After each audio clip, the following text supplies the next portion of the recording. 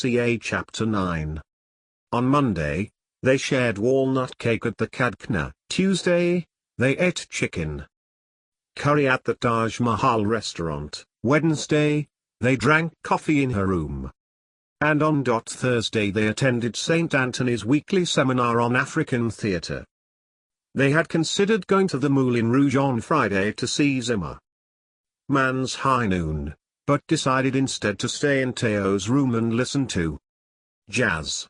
Vanessa loved the smell of Theo's room, a comforting 80 licks of Old Spice, Bral cream, and Nigerian food. Occasionally, when they were not together, she would catch Chase and see Theo's letters, or con clothing he had touched. His room was on the first floor of staircase XY, large and sparsely furnished.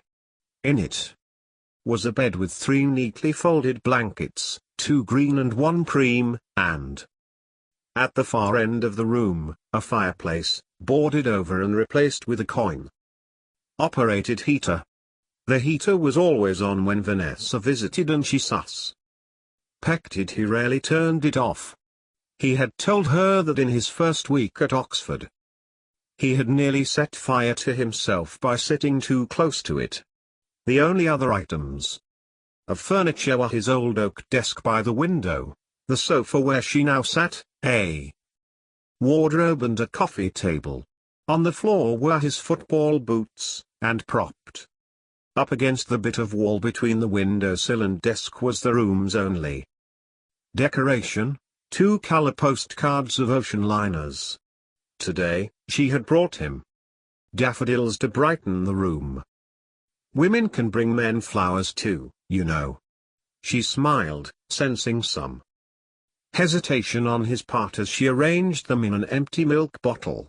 Already, the buds were opening and adding a bright splash of buttery yellow.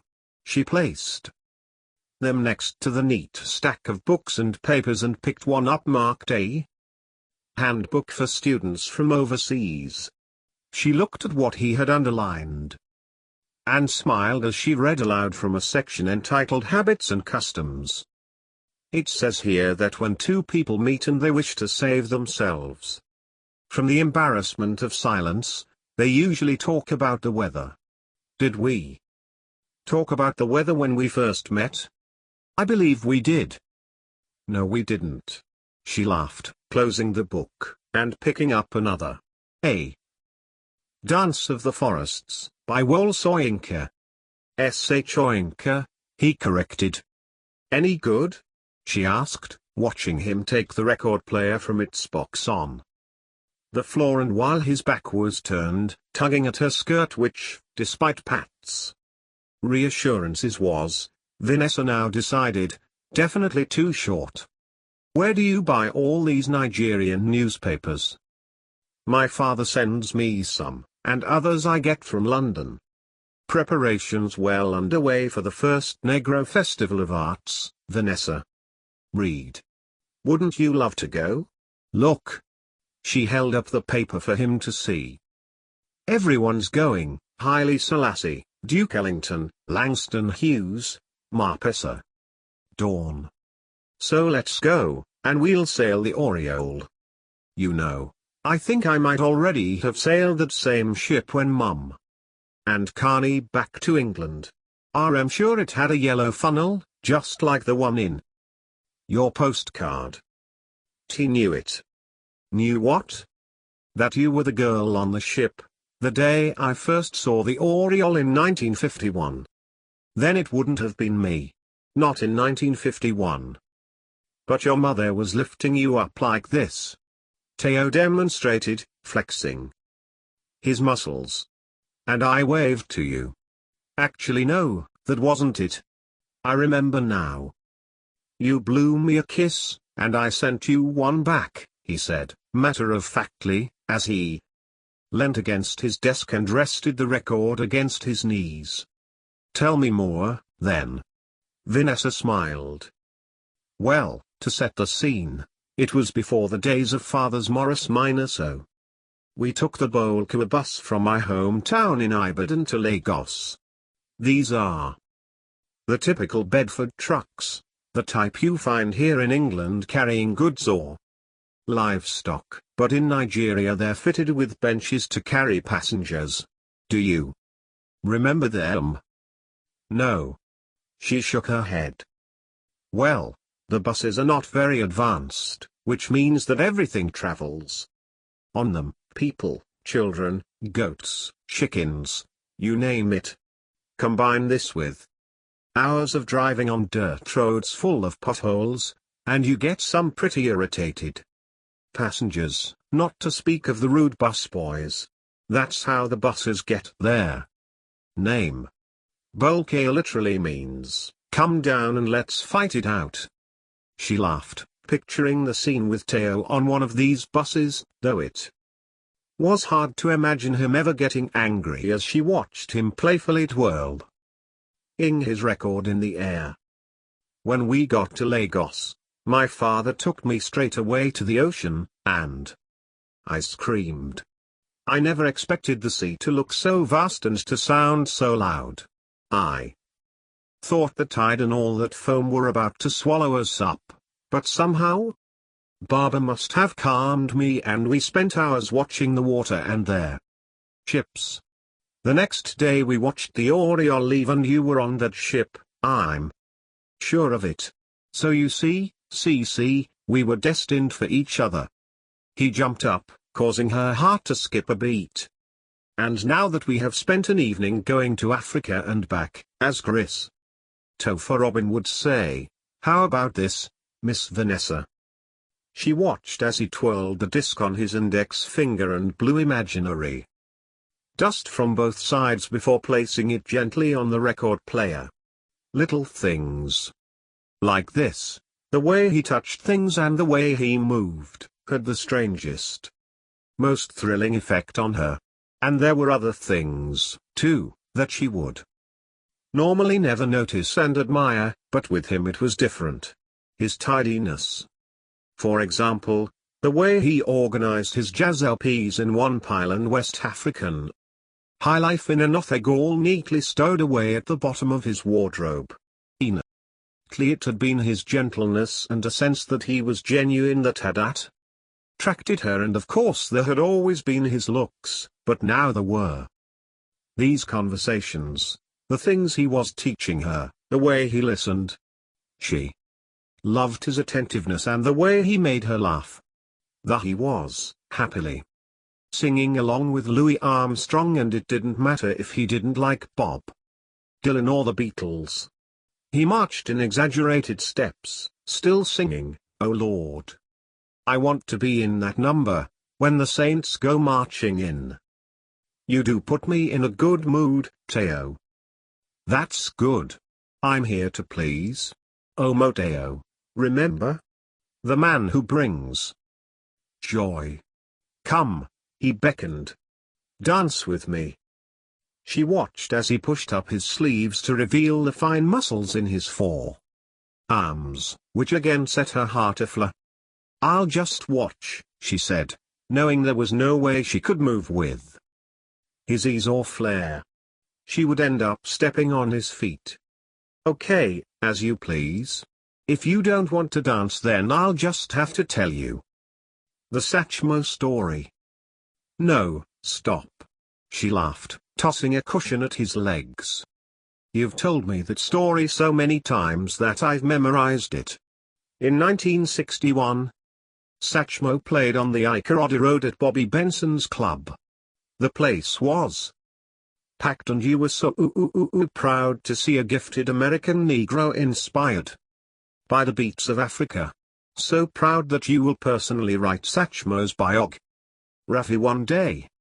I will, he laughed. So you see, next time you should dance, and then you won't have to listen to my stories. But, first, I'm making you coffee. He lifted the stylus back to the beginning of the song and marched off, humming. Vanessa smiled to herself as she waited, remembering the first on that Theo had talked to her about Satchmo's visit to Nigeria, and she imagined herself as the reporter She had always wanted to be a foreign reporter in Africa, but now she wasn't so sure. Malcolm X had been so critical of white journalists there. Theo returned with the coffees and asked about her day, so she told him about the little things, the struggles with her work and horrible college food. "I'm sorry," he said, looking concerned and then offering more of his moth-ear's food. "You're such a love." She wriggled to the edge of her seat, touched by his concern. Africans, she had noticed, were in the habit of saying sorry even if something was not their fault. And then he looked down at where she had tapped his knee and she blushed. "What's the essay that's causing you all this headache?" he asked. "American slavery, secession, and the old Lincoln-Douglas debates," she answered, clasping both hands tightly round the mug. "The topic is interesting, but it's not modern history. I keep thinking about Malcolm X and Martin Luther King, as well as everything that is happening in South Africa, real modern history. So you must write about these things.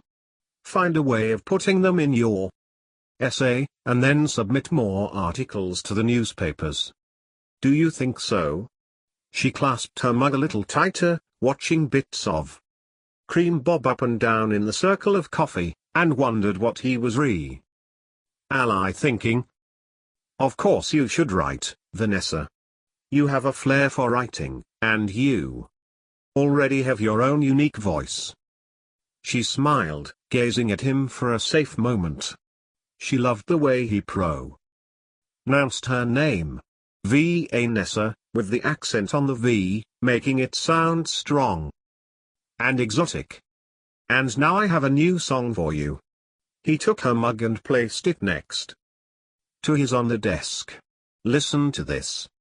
He shook another record out of its sleeve. "Who is it?" "Listen." "Ella?" She tried. "No." "Lena Horne."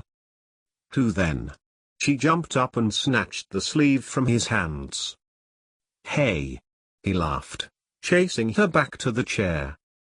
"What a Little Moonlight Can Do, Billie Holiday." She read the label, holding it up high out of his reach. "But it doesn't sound like her. It's happy," she said, handing it back. "Let's hear it again." He lifted the stylus and placed it carefully on the record. She thought he was going to join her on the sofa, but instead he moved the coffee table, and brought his chair closer to hers. "So which Billie Holiday songs do you remember?" he asked. She felt their heat rising in her cheeks. "I can't really remember the titles, but there were several songs Mum listened to when we were living here and Father was still in Nigeria.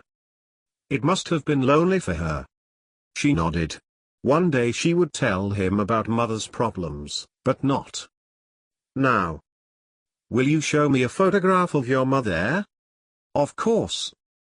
He stood up and took an envelope from his drawer and then, choosing one of the photographs taken on the day he left for England, began pointing out who was who.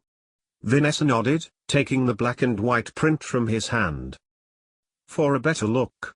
In the picture, Theo's head was tilted, looking up and smiling, as though there were something interesting on the roof of the photographer's studio, while his brother B kept an eye on the little sister. B was handsome, too, and wearing a smart checked shirt unbuttoned at the neck. His little brother, Remy, was the only person staring solemnly into the camera, and he wore traditional clothes like his mother and sister. His tiny hand rested on his mother's lap, next to her jeweled fingers and wrists. His mother wasn't smiling, just looking into the camera wearing her head tie, or gel as Theo called it, which stood tall and made her look regal. What a proud-looking mother, Vanessa thought. His sister, Bessie, was grinning at the photographer, too young to be flirting yet it looked like that was precisely what she was doing. And your father? Teo passed her another picture.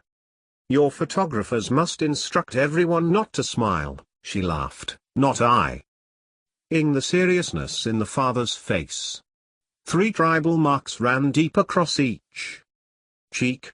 Teo didn't resemble his father at all, only the eyes with the thick brows. Any more? She asked. That's it. Oh come on. She tugged at the envelope. Only a football photograph, and one of Christine. She's here at Oxford. You know, but she's related to our family, he explained, letting her look for. One didn't know that. Vanessa felt relieved, staring at Christine's large dark eyes and the perfectly arching eyebrows. Her skin was smooth and her hair swept up high in a Sophia Loren style. She could easily have been a model. How is she related to you? Sort of like a cousin, Teo replied, standing up to change the record. After a while, she placed the photographs on his pillow. Teo, can I ask you something? Anything you like. Do you think I could be a journalist? Absolutely. Besides, you are a journalist already, and a fine one at that. No, but I mean a real one. Could I write about Africa? I mean, not so much. Could I write, but would I be accepted? Why not? Of course you would. Vanessa Richardson, H.C. said, writing her name in the air. Africa correspondent. I can see it already. Even if I'm white. And what's wrong with being British?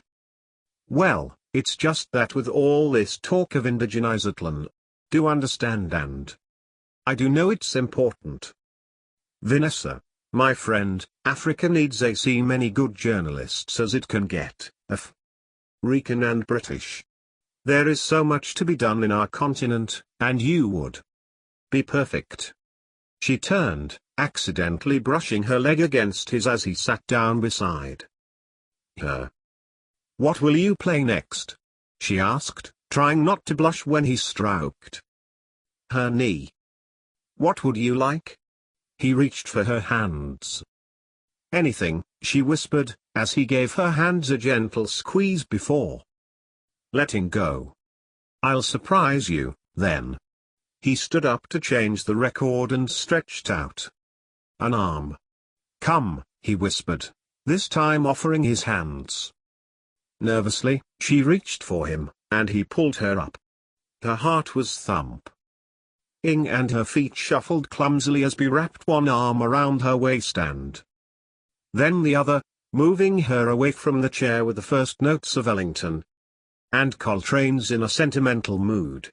She rested her head against his chest and closed her eyes, allowing her body to sway a little to the music. He kissed the top of her head and, after a while, let go of her waist. He placed warm hands against her cheeks and lifted her face to his. She wanted to kiss him, but her heart was pounding so loudly that she found herself turning away out of embarrassment. Gently, he placed her head back on his chest and kept on dancing.